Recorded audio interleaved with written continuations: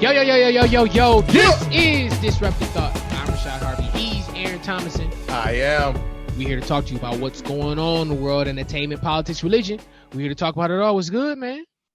Hey, probably haven't been this nervous in a while, just because you're argumentative today. How, Sway? Take a few steps back.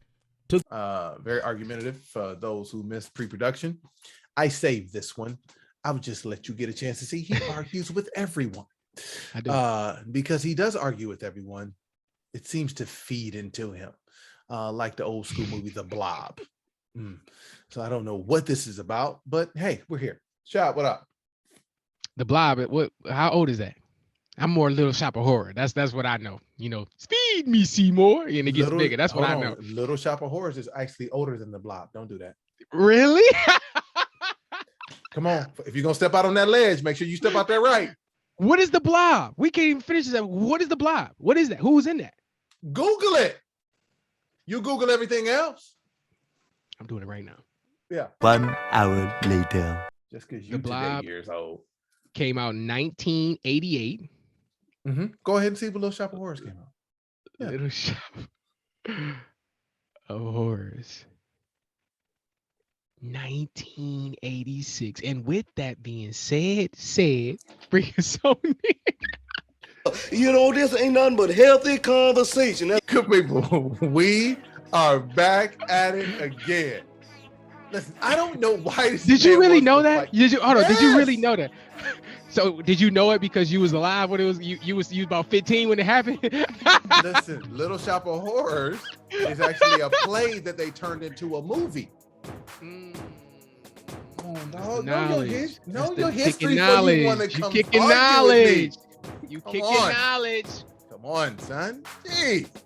Anyway, people, we're back at it again. Oh my gosh, back at it again. Back at it. As you see, it's spicy. I told y'all I was nervous. He's argumentative. But listen, you listen to the voices of Aaron Thomason and Rashad Harvey. It is Disruptive Thought. It's a hot fire episode, Tuesday, and we're back in with our comment section, aka Capri Classic. Shout out to Capri Classic. No. It ain't Capri Classic. I forgot to shoot it to you, but we got Pops is in the DM, and let me go ahead and say Pops first before you read Capri's. So at Disruptive Thought, pause, if you're not able, pause. See, this is why this is going to be an interesting show today, right? Because this man has been doing nothing this week. I don't know what he's been doing. Whoa. I've been doing something this week. AT, what I've been doing this week, man? What I've been doing this week, AT? Out here being a father. Come on, bruh. Come on. I'm out here being a father. But I'm gonna need you to walk and chew It's sad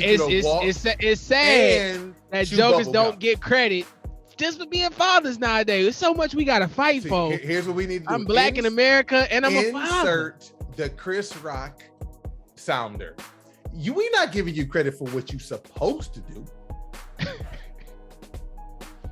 Hey, I want my credit. I want my credit for actually fulfilling my obligations. No. Unlike a lot of people in this world. You don't get any credit for that. Zoe didn't choose to be here. You made that decision. And I love it. Pops, he put comment on the vax mandate. It is a matter of choice. However, does your choice affect others? ? If you are in a high contact environment? ? Today we are in a larger space to say no. During the era of polio, people lined up because the needs many outweigh the needs of the few or the one. Polio crippled people, especially children, so the vaccine was seen as a miracle as opposed to an intrusion. The power of choice, God's first gift. Aaron, what you got to say to that? Hey, I'm always right to choose. I'm 100% right to choose. So yeah, and again, foundational principle. God gives it to us. Who are we to take it from us? Facts. Can I go now? Or you got anything? It's on you. You sure? You sure? I mean, I got a couple text messages of people who don't like you, but I don't think you believe me, so it's okay. Because it's not true. That's why I wouldn't believe it. It's not true. It's not true. You have no receipts on that. That's not true. Lord, he be trying it. He tries it. So my guy, Capri Classic in here. Comments on 3 parts of last week's episode. Boom. First one, fire. podcast this week, fellas. He said my comment on the Ben Simmons segment. He's like, he is a poster child of an entitled, spoiled athlete that turns fans off in terms of mentality of athletes today. The way the league, teams, and players operate now, paying a player a max contract means absolutely nothing now. Ben Simmons has a max contract, but he is not a max player. Yo, come on, man. That was your argument. What you say? I agree.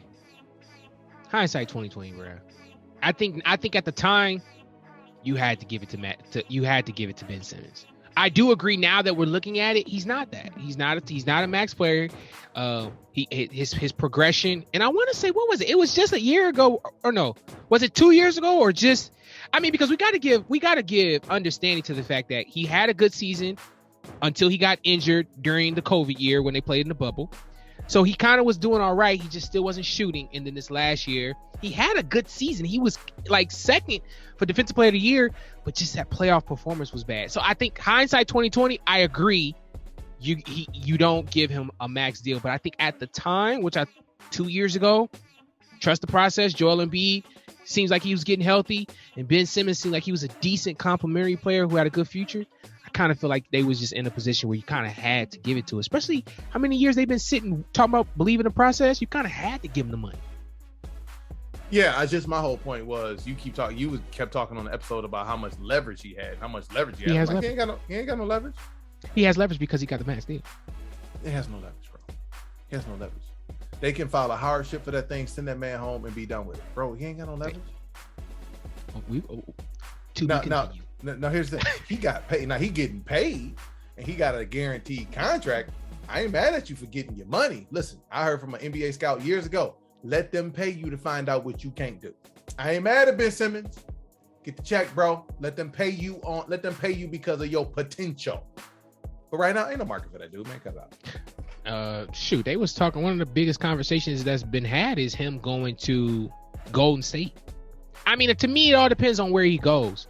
And arguably, I don't even know if that's the true statement. If he just leaves, period, he could go to Orlando for all I care. If he's able to force his way out, I find it hard to not say he doesn't have leverage. But, we'll see where he goes. I think that'd be a big key point, too. If he find himself on Portland or something crazy with arguably a even par team, or if not a step up, I find it hard to believe he didn't have leverage. Okay. All right, let's move on. You think he'll be on the team come the start of the season? Yeah, he's 6'10". He's 25. He's athletic. He can add to the team, but it's going to have to be the right environment. But I'm saying, do you think he's going to be on Philly? No. Okay, gotcha. Absolutely not. Is that leverage? No. You think Philly was going to trade him regardless if he would have never said he wasn't showing up? Trade him. They were already trying to trade him. Okay. They were already trying. That's why Ben is mad like I ain't coming. No, Ben's been mad since Doc Rivers spoke after the playoffs. It's not that ain't that. We'll see. Okay. Again, still want to be defending. All right. Good people. For anybody who did not tune into pre-production, this one right here got a little heated. That Capri Classic commented on. He says, my comment on the Russell Westbrook top 5 segment. If it's a numbers argument, Russ has to be top 5.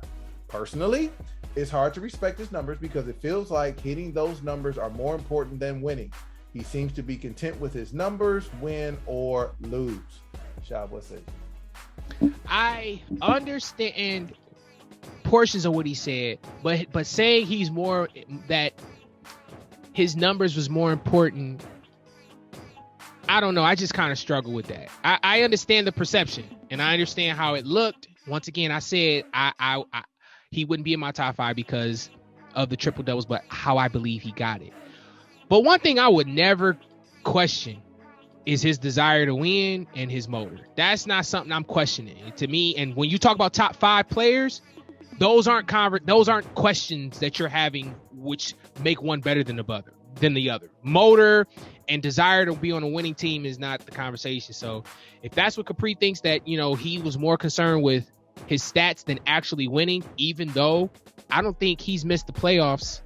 I couldn't tell you when was the last time he missed the playoffs. So, I mean, but whether you consider that to be a winner or not, I mean, I guess that would be the conversation. Oh, but it's in Shad's favor. He turns PC, people. All right, let's go to the last. No. What's your take on his statement? I believe that Russ actually is more concerned with how he plays, whether he wins or lose. Russ is very clear that if I play the way that I play, I think my team has the best opportunity to win. So, but that's every superstar, right? Kobe was the same way. Yeah, but Kobe understood situational basketball, though. Don't put Kobe in the same conversation with Russ. Well, he's a smarter player, so you could give him that credit because he's a smarter player. Russ is not. You wouldn't put him at that same level. No, that's why I wouldn't mention him and Kobe Bryant in the same conversation. They could be in the same conversation. No, they can't. They both absolutely not. Okay, let's move on. I can do this. I'm not doing this with you. In the last comment for Classic, on those wavering in the faith, two things, gentlemen. One, the Bible talks about the great falling away, which means many believers' faith will be put to the test, and unfortunately, some won't be able to maintain their faith. Number two, in my opinion, the church has done a poor job of teaching what real faith is, and that more than anything, and is a major reason why so many decide that what they thought they believed isn't as beneficial as they once believed. What do you think about Capri's comments on faith? I mean, I agree with it. I mean, that's when you said, I would think that you would call his first point insensitive. I would think that you would say that his first point was that he's not being empathetic. I kind of want to know your opinion. I minds want to know. He gonna try my nerves. He's trying my nerves already. So Capri's first point, all he mentioned was the scripture. That's all he mentioned. He didn't mention about. No, you didn't. No, you didn't. Stop this. No, you didn't. Shy, you try to go to application and indictment of people. He said this is true. Okay. You want to be Capri? I mean, go ahead, give us what you think. No, I'm listening to you. Please go right. Please give us what you think, because clearly you want us to hear what you think. Because I mean, the Capri's first statement said what the word says, which is arguably one or the other. You either persevere or you don't, and those are the only two options. I understand that there are scenarios and complicated situations that play a role in those two outcomes, but those are the only two outcomes.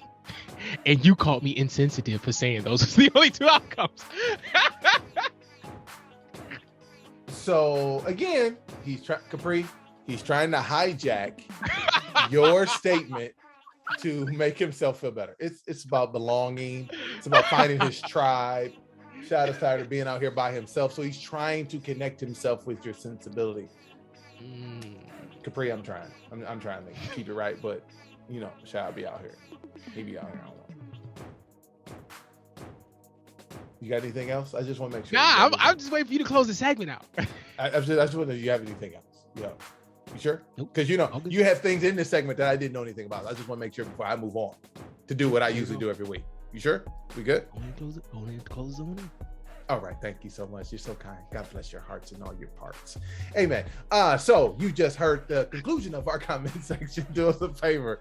Tune in to Instagram Live on Sundays at 8 p.m. Eastern for our pre-production. Shad's usually nuts on it, but it's very entertaining.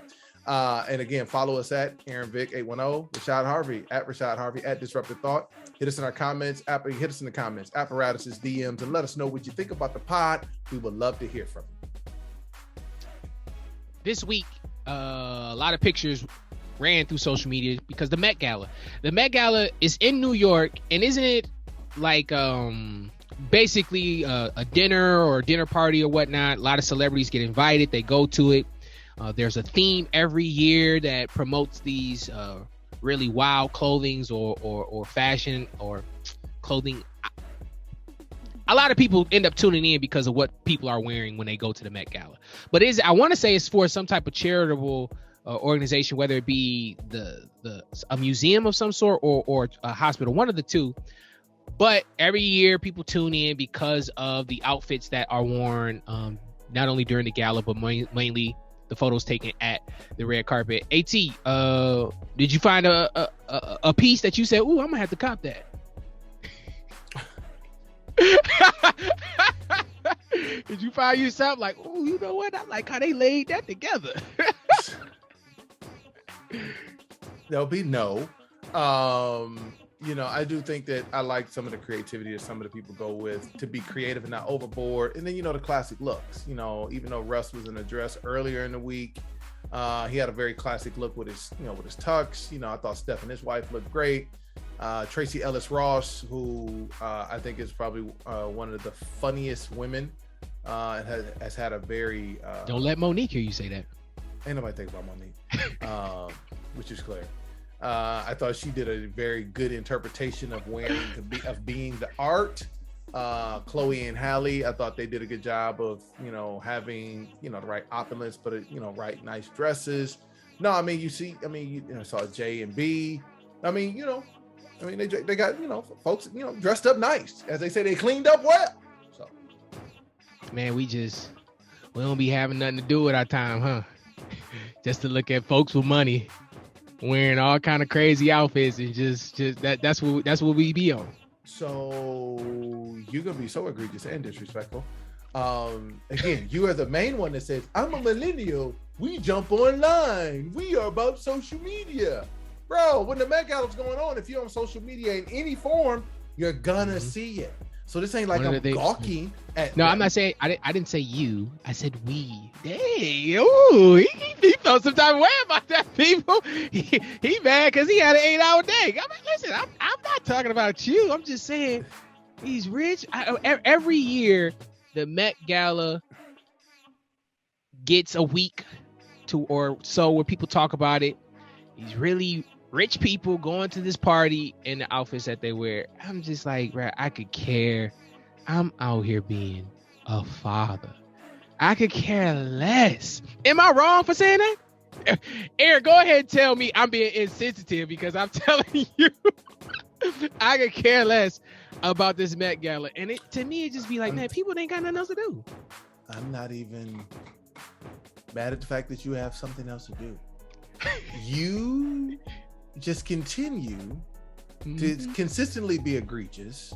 Clearly your wife don't listen to this enough, because again, you speak as if, again, you have no help. You speak as if you're some single dad. You speak as if you don't have an engaged spouse or partner with your child. Right. Now I want all the credit. So as long as she ain't hearing it, I'm taking all the credit. Yeah, and we all know that it's not true. It's an excuse that you crutch on to only do one thing at a time.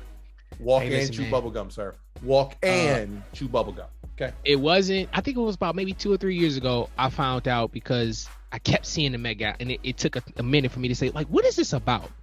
So it wasn't until I found out the reasoning, and like I said, I want to say it's either for some type of arts museum of some sort or a hospital, but it seemed like it's for a good cause. People get to go dress up and wear, these outfits.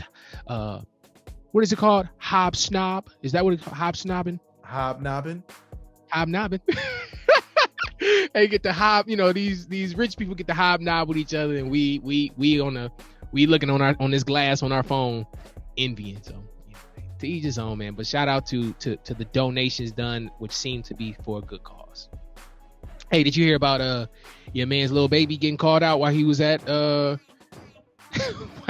Met Gala?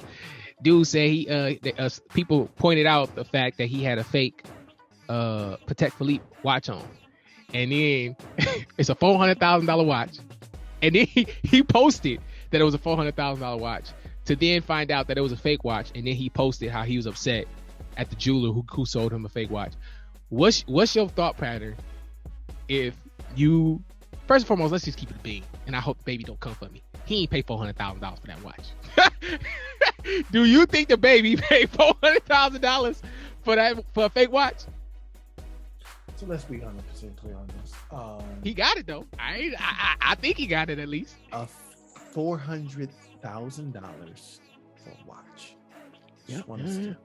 That's the Met Gala. As you talk about all the stuff that's going on in the world, everything we could be using our money on. Yes. You gonna spend it on a timepiece. Hold on, whoa. You ride with that? $1,000. He living his life, AT. That's what he want to spend his money on. Shoot, Jay out here walking around with Richard Millies, and I hear them watches is like $1 million a piece. Again, Lil Baby, Jay-Z. Let's stop this. What would you do if you found out your $400,000 watch was fake? It's gonna be some furniture movie. It's gonna be some furniture moving, bruh. And then the fact that you paid it, it's like, wait, hold on. And that's why, for me, in my mind, I don't think he paid full price for that. I just refuse to believe he got like that, where he paid full price for a fake watch. But the jeweler who sold it to him came out and was like, yo, we got fooled too. We ended up not only giving him his money back, but gave him a couple pieces on the house so that we could continue to do business. I don't even. If the jeweler came out and say, "Yo, we got too," yeah, you can't be mad at that. He made him whole.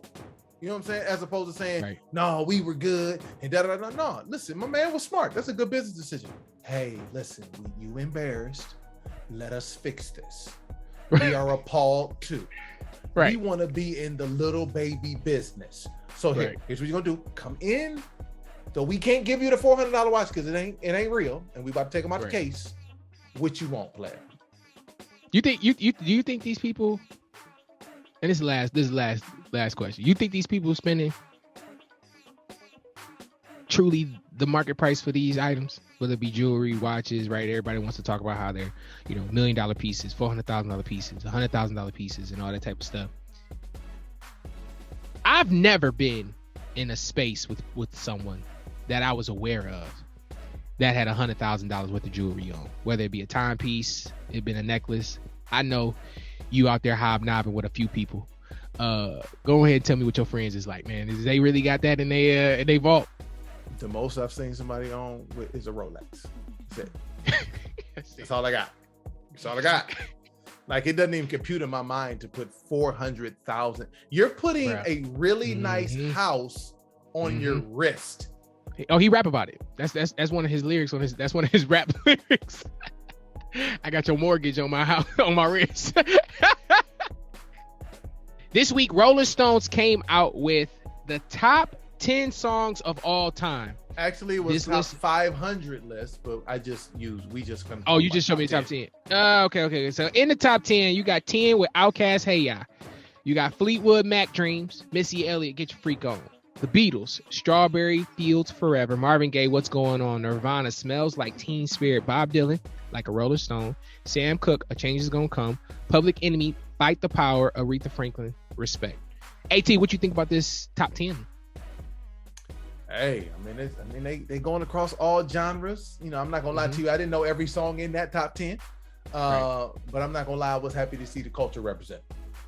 I'm not gonna lie. I was a little shocked. I don't know that I would have put Hey Ya in my top 10. Nobody would. But because they hip hop, I ain't mad at it. I don't know that I ever thought that a song so militant and in your face as Fight the Power would be in the top 10. But I ain't mad at it. You talk about reflection joints like your Marvin Gaye's, What's Going On, the Beatles, I don't even know that song from the Beatles, but I'm like, there's a Beatles song has to make the top 10. And Aretha Franklin, Respect at number 1. I don't know about number 1, but I see it being in the top 10. So no, what you think about my man's who died? Black guy who was signed to whose label was that? I'm trying to think the name of the record that he had. 1 hour later. Bill Withers. Are you surprised that no Bill Withers record was in the top 10? I'm sure it's Lean on Me. Nah, not top 10. Okay. What about and maybe I could be biased, but I feel like I've been to quite a few states and countries, and the record comes on, which is not abnormal for probably a top 10 record or top 500 records, period. But what's the record? I'm just a city boy, grew up in South Detroit. You know who seen that? There you go. I thought that. I'm like, dang. I thought I would have saw that in the top 10. I'm not gonna lie, man. I really don't care. It's Rolling Stones. I don't even know their I don't even know. Now you're getting ready to be disrespectful. Yep, that's Aretha. Yep. I'm with Aretha being number one. Honestly, I am with that. Sam Cooke definitely better be in there. I don't know if Missy Elliott, but see, then Marvin Gaye. Yeah, I'm with that. Like, I don't know, like you just said, all of these people, but Bob Dylan, the Beatles, Nirvana, these are huge acts that I do know are big deals. So, I mean, it's not surprising, but shout out to Rolling Stones for having the top 3 being black acts. That's not normal. No, I mean, let's just keep it a beat, especially in this time. Do you feel like they're pandering? No, I mean, they would be pandering if they moved something else. I mean, but you talking about Sam Cooke, Aretha Franklin, Public Enemy though? Public Enemy in your top 3? I don't know if that's pandering though. Okay. I don't know if that's pandering. Well, while we sitting here talking about music, this week Ja Rule versus Fat Joe took place on Versus. Yes, it did. And I don't know if Aaron wasn't familiar, but you know, Aaron's a music person. Ja Rule's got records. Fat Joe has records as well, but Ja Rule's records are just a little different. But see, Aaron, Fat Joe's considered hip hop. So are you surprised that Ja did away with Fat Joe in such a fashion? No, not at all. Like, while I was watching it, you know, I know Joey Crack came on and said, yeah, it was neck and neck there for a minute. I'm like, it wasn't up close. Because when I'm listening to the beginning of it, right, and I only got through the first maybe half an hour, 45 minutes, Fat Joe's trying to play records that mean something to Fat Joe. Right. Ja Rule playing records that got the place going crazy. Stuff that he was on with Jay-Z. Yeah. Can I get a what? Dude, the place went nuts when he started playing that joint. 100%. Holla. I mean, like, it was just certain stuff like. Are those 2 songs hip hop records here? Because you earlier you said he ain't got hip hop records. I didn't say he didn't have it. I gotta tune into the pre-production. The pre-production got kind of spicy. Just so y'all know. I'm not doing this. But Aaron, what's a versus that you want to see? And I'm gonna put one out there, and maybe not a versus, but what's an artist you want to see on versus? And I'm gonna go first with this one, and you can't use mine. I do want to see Missy Elliott. I want to see Missy Elliott on versus. I don't know who gonna go against her, and it's gonna be a tough night for whoever that is. Right? Whoever that is, they gonna have a rough night. But I do want to see Missy. Who is there? Anybody throughout the span? Because I mean, they've gone from the Isleys and Gladys Knight to the Jeezys and the Ja Rules. Sounds like they're going a good span. Shoot, Kurt Franklin, Fred Hammond. Is there anyone that you would like to see in versus? I'm gonna tell you, I do think the one that would be good is Diddy versus Jermaine Dupri, even though Diddy is disrespectful. Even though Diddy is so disrespectful, saying Jermaine Dupri ain't even in his stratosphere. And I'm like, come on, son. You being disrespectful. You being mad disrespectful. But very disrespectful. I think the only way, for me, Diddy wins that one. I do think Jermaine Dupri is definitely in his stratosphere. I do think that. I think that it all depends as well on what records Jermaine plays. Because if he plays Bow Wow, and arguably, and it depends on the temperature, because Diddy already came out and said, don't nobody want to hear the kids' records. So that kind of throws Crisscross in there, even though Crisscross got a smash.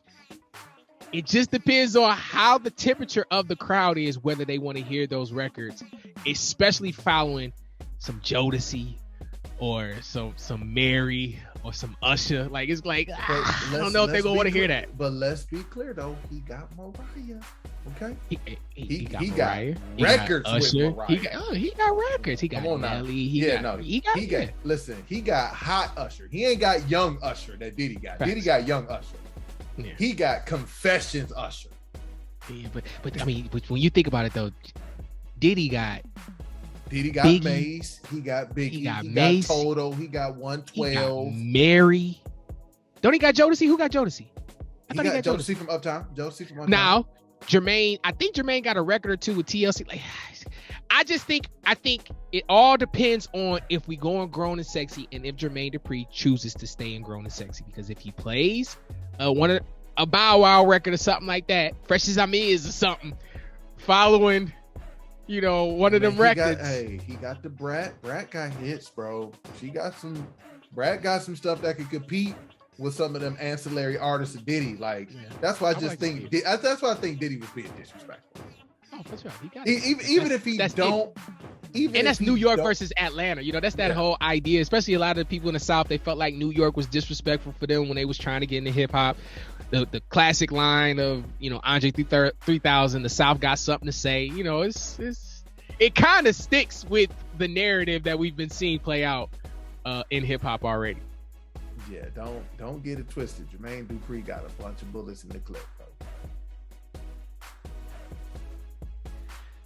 This week, the iPhone 13 was displayed. What do they even call it now? The iOS? No, it's not the iOS. The Apple Showcase, or I don't even know what it's called. They now have split it because you got the iPhone at one point, and then the iOS has its own.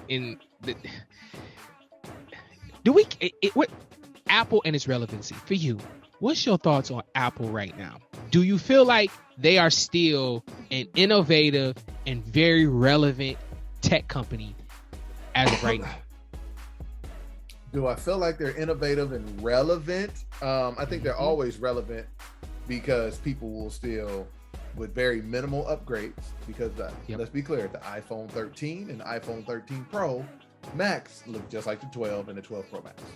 Let's be 100% clear. And then when you take them, glory be to God, I'm still rocking iPhone 8, blessed to me by my man's right here. Because before that, I had a 7. So I'm not. They ain't about to get me. Hold on, let's be clear. This man didn't just have a 7. He had a 7. He had a 7 that was on his way out. Just like a few weeks ago, that man showed you that he was out in the backyard on that land shooting that ski. That's what he need to do with that iPhone 7. I needed to toss it up and shoot it with the shotgun. Just come on, dog. That thing was. Hey, listen, for you to be as professional as you are and put together, that joint was raggedy. My God. Stop. It looked good, but I just ran into a moment where the only way I could talk on the phone. Okay. Yeah. Anywho, I'm not even gonna finish that statement. I was like, what? You want to keep going? Apple has what Jamie Foxx calls the mist, right? They got the mist that no matter what they do, they've connected with their tribe in such a way that people are like, yo, I gotta have it. I gotta have it. There's something to be said for that, right? It's crazy that people are like, yo, I just gotta have it. Like, yo, it's the same phone. Yeah, but it's the new one. But it's the same phone. But it's the new one. I don't have that one. Actually, technically, you do. No, man, it's the 13. What? Right. The mist, bro. And people are, for me, since I've realized it, I feel like Apple was the first to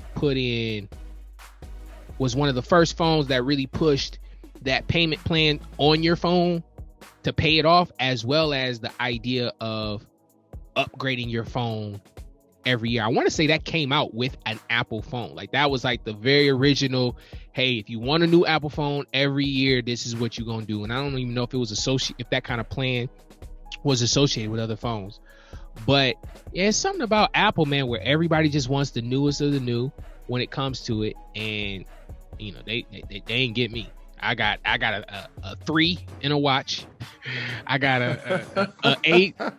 I still got the first generation Apple TV working like a charm. And what like a year ago they added Amazon Prime to the video to the joint. I said, hey, amen. I'm not one of them people who's going to get the latest and greatest, and especially with what you just said. It seems like it lacks innovation. It's not like there's much different between different generations. And so shout out to Apple, because you're 100% right. They've built themselves into people's, Apple darn near is within people's identity. They need the newest in order to feel good about themselves, in order to feel like they're keeping up with the Joneses. That's crazy. Bro, It's a cell phone. It's a cell phone. But here's the thing. It ain't just a cell phone. Because you just talked about Apple TV. right? Let's just think about what Apple has infiltrated into our homes. Oh yeah. You said TV. I know you still got the computer. You got that watch. I'm right there with you. I got work phone, personal phone. No, wait, no, don't do me like that. I'm getting out the Matrix. And I done told you I'm getting out the Matrix. I bought a new laptop. It ain't Mac. I got a work phone. It ain't Apple. And I'm on my way out. Now, I'm going to tell you one thing that might get me. I like them AirTags, man. It's a smart. Bro, it's smart. And it's 100% smart. It just makes sense. But yeah, I'm about to get out the rat race, bro. I'm about to go. I don't know. And that's the one thing with Apple. I hear people, they feel like when they buy all the products, they could feel like, oh, I'm locked in. I need to get out. Like they feel like they boxed in, and they got good products. Apple still sells good products, but I've heard many people like myself that just feel like they boxed in because when they look at all their technology in their house, it's all Apple outside their TV and maybe their system. I mean, Apple's now, I mean, they got a news press release because they about to come out with a car. Come on, bro. Nah. Yeah, dog. Apple trying to have everything about to be Apple, my guy. Listen, here's the thing. They tried to partner, typical Apple fashion, tried to partner with somebody else to do it, and they were taking too long to meet them deadlines. Apple say, cool, we'll do it ourselves. Thanks. And guess what? Because Elon Musk proved that you could do it with Tesla, why Apple can't? Yeah. No, they about to do it. They about to do it well. Aaron showed me this, and I was late to the party, so I had to look it up. SpaceX is a, I mean, what would you call it? A private space company owned by Elon Musk. I'm so struggling with this right now. I'm trying to figure out what it is. No, SpaceX is a commercial space company owned by Elon Musk. And let's be clear, Elon Musk, his whole idea from the very beginning, from PayPal to Tesla, was to get people in space on a commercial basis. And Shad, tell him what just happened this week. He sent 4 people up there for 3 days. They said they circled the Earth. I don't know how true, if they circled the whole Earth or just the circumference of it, like a small circumference, but they said they circled the Earth. And he sent 3 people up there, and they landed home safely. Not only did they take off, because it's a big deal for people to take off and to land safely. These people took off and landed safely. I ended up looking up too, like, who are these 4 people that went?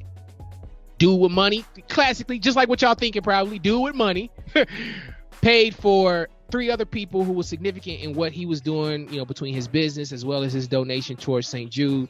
And he paid for them to have seats on the first commercial launch of a space vessel into the stratosphere for 3 days. And it landed, I want to say yesterday. Yeah, landed safely. Mm-hmm.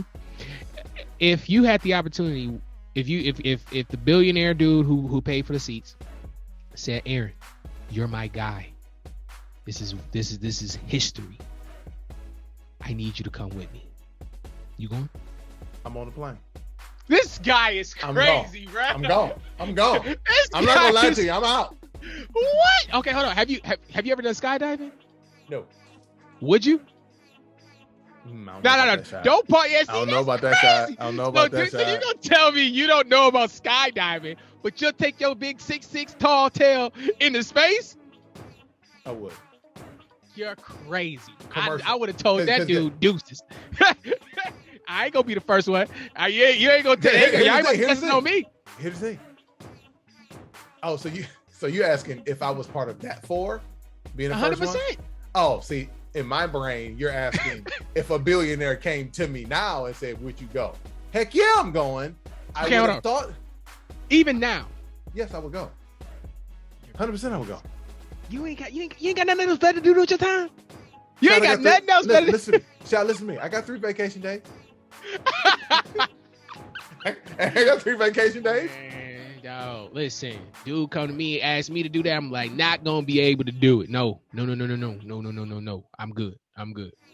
Now the thing that makes it very interesting is very similar to when I did this excursion in Alaska a few years ago. So you about to compare your excursion to going into space? Yes, I am. Yes, I am. You can check me and look at me crazy all you want to. Yes, I am. For this point right here. Let's see where this goes. The trip to Alaska was memorable and was fun because of the people I was with. Now, it would be awful to be in that aircraft, that spacecraft, for 3 days with 3 other people that you really want to punch in the face. Like that, you know. And then when you start talking about, you know, people that make that kind of money, they're usually pretentious. That would be Jesus better be on that flight for me to get on it. Oh, no, I don't care if it's the 3 people that stood up in my wedding. I ain't going. I go. Ridiculous. So you would do that, but you would do skydiving? Yes, would you get in a hot air balloon? Yeah, I get in a hot air balloon. Okay. Would you bungee jump? No. I'm not understanding how you want me to break it down? I can break it down. I can tell you what's the difference. You're not going to agree with my difference, but I can tell you what's the difference. I'm not going to agree. I already know. Listen, I know you well enough. You're not going to agree with my difference. Yeah, let's hear what you got. So skydiving, I'm leaving a wellly functioning plane. No, that doesn't. There's no part of that appeals to me. And bungee jumping says I'm going to jump, but not really.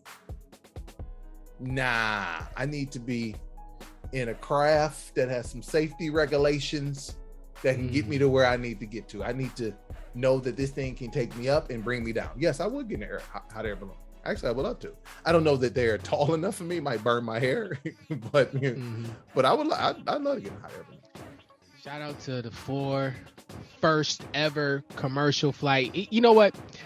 Do you think we're gonna find out that this was like the first time Americans went to the moon? Like they really didn't go. Do we think like that joker just went to Puerto Rico or something? I thank God every day right now until he grows, Rashad, that we not that big yet. Because you let the wrong people hear that we didn't go to the moon, they gonna be coming for our throats.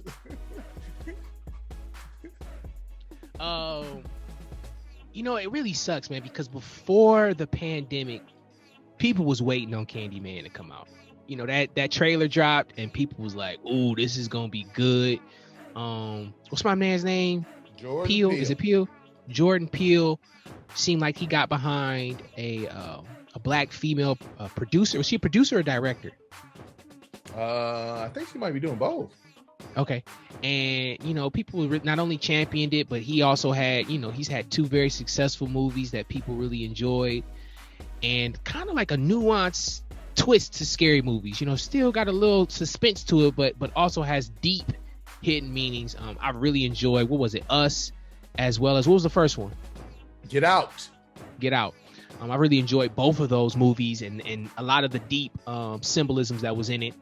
So Candyman came out this week, and I'm sure you think it did it do numbers? How you feel like it? Do you know how I did? Do you know how I did? That's how you know I'm black. I think some black folks will be offended. Your language they should, but that's ebonics. You know what I'm saying? That's culture. Anywho, okay. Do you know how it performed, Aaron? Do you know what the KPIs were? See, this is when he's just being a jerk for no reason. This is. I told y'all early it was gonna be like this. No, I actually don't know, because I was actually looking forward to it and I forgot it was coming out until I saw like some advertisement and I was like, oh, okay, I got to go check that out. 1, I saw the first one. 2, I like the actor that's playing, you know, Candyman, and actually I think he's supposed to be playing Morpheus in the new Matrix movie, which I'm still in my feelings about them removing Lawrence Fishburne, but that's a whole nother story. But no, I'm looking forward to checking it out. You know, I like scary movies. So do you plan on going to go see this in the movie theater? No, it's gonna be at the crib. Wait, hold on. So help me understand this support of the culture. Because you went and saw Fast. Didn't you go and saw Fast and Furious? I did. Okay, so you gave Vin Diesel It's funny, man. Let's be clear. Candyman is not available for wide streaming. You have to rent it. So they gonna get my money. Okay. They still gonna get my money. I'm with you. I do plan on. You tried to. Now that you said that, cool. yeah, I did. Now that you said that, I am interested to see it, and I would pay for it as well. Do you know? Is it out yet on streaming platforms? Yeah, it's on Amazon Prime. Okay, I'm gonna keep it a bean with you. I do not remember the first Candyman. I 100% do not remember the first Candyman, so it kind of will be refreshing to me, and I can't even guarantee you that I've seen it. I'm sure I have, because one of the things, and it's interesting because I feel like scary movies, as I got older, they stopped being on cable television. You know, you could see, plenty of scary movies, whether it be, Jason's or your child or Chucky's or your Leprechaun, or I forget what it's called, Leprechaun in the Hood and stuff like that. Like, you could see some of these movies on cable TV, and it just kind of phased out. So I can't remember anything about Candyman. Do you remember the first one like that? I wouldn't say like that, but I think I saw it twice. Okay. Shout out to Jordan Peele as well as the cast, and I'm interested to see this. I'm glad you kind of brought that to my forefront. I'm gonna go on Amazon and check it out too. You got a question on here, and it's actually a good question. You said you like scary movies? I do. Why is that? Why do you like scary movies? It's the plot. It's the suspense. I think it's also the part of being able to know what's coming and not jump and go crazy. I think that's part like, yeah, I knew that was coming. I wasn't jumping. And in some moments you feel like you cool on the inside, but your skin actually do jump. But I think the Saws went weird for me. They made them way too gory, and and then some of the other movies went to be way too spiritual with demons and everything. I'm like, that ain't scary. Come on, give me some. What was the one where the girl was in the TV? You know what I'm talking about? Oh, Exorcist. Is it Exorcist? Poltergeist. No, it's Poltergeist. Poltergeist, yeah. So what's like one of the scariest that you saw? Like, where you was like, yo, I remember it and it was scary. Arguably, it'd still be scary to me right now. None of them are scary to me right now. Okay. When I look back on them, I laugh like, I was scared of that. That's funny. I've always thought that Freddy Krueger was funny. I just thought that dude was hilarious.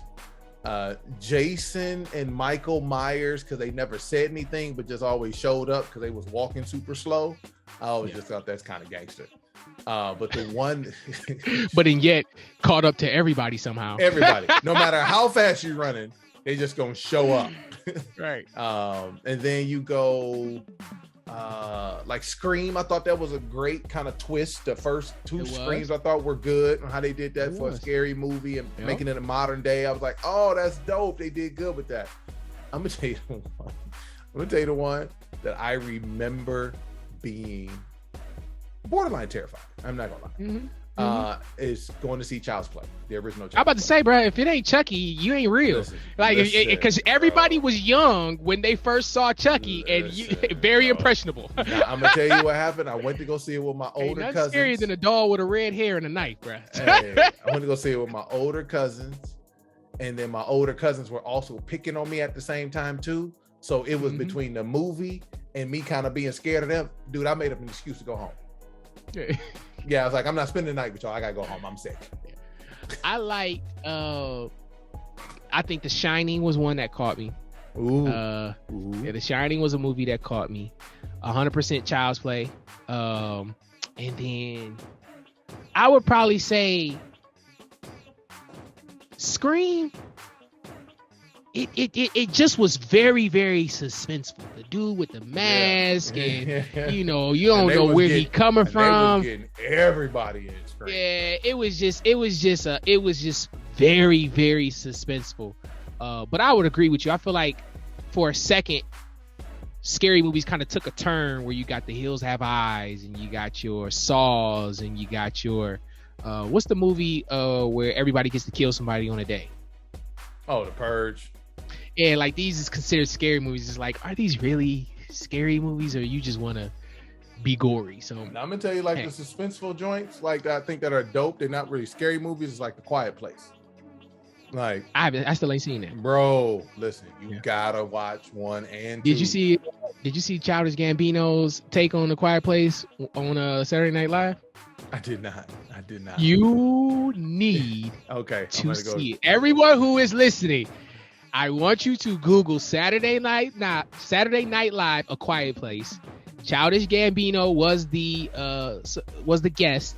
It is hilarious. But I haven't seen The Quiet Place. I'm gonna have to check it out. You get Quiet Place is worth. It is definitely both of them. Like, my wife had seen the first one and didn't tell me because I didn't think that was her kind of movie. She's like, it was really good. So I watched the first one, and then I went ahead and watched the second one. Like, 2 really good, dope movies, bro. Listen, people, this is Disrupted Thought. I'm Rashad Harvey. He's Aaron Thomason. We talk about it all.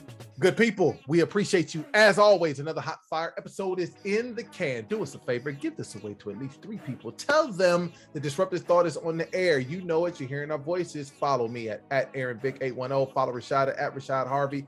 Follow the pod at Disrupted Thought. Comment, like it, share it, rate it, give it away to a neighbor or a friend. Please check us out on Sundays at 8 p.m. Eastern if our lives do not get in the way, in which we'll be on Instagram Live doing pre-production. But until next time, we out of here.